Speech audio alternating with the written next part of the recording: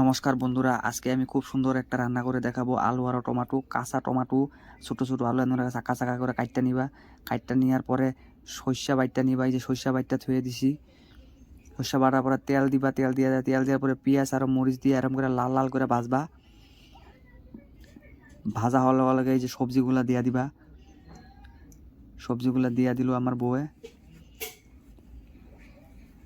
সবজি দিয়া এই যে লাড়া দিতেছে, অল্প লাড়া দিয়া নিবা যদি বানাও কখনো আর কি। তারপরে এই যে হলদি, লবণ,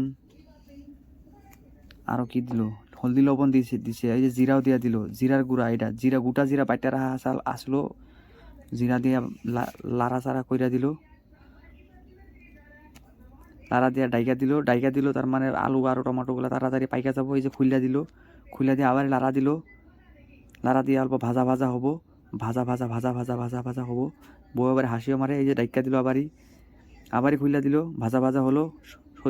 সর্ষা দিয়া দিল, সর্ষা দিয়ে আরও আরেকবার লাইরা চাইরা দিল, লাইরা চাইরা অল্প ভাজা ভাজা হওয়ার লগে লগে জলটা দিয়া দিবা। এই যে আমার বউয়ে জলটা দিয়া দিল খুব সুন্দর কইরা।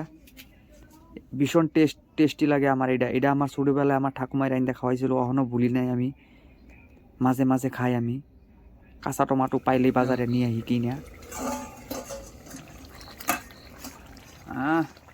তরকারি রেডি হয়ে গেছে গা। আটটু হুকাবার দাও, আটটু হুকালে ভালো লাগবো। পাহানা ঢাকতে লাগবো না, একদম রেডি, একদম ঝাক্কাস। ধনে পাতা নাই না? যদি বাড়িতে যদি ধনে পাতা থাকে, আপনারা যদি যখন বানাবা যখন ধনে পাতা অল্প দিয়ে দিবা।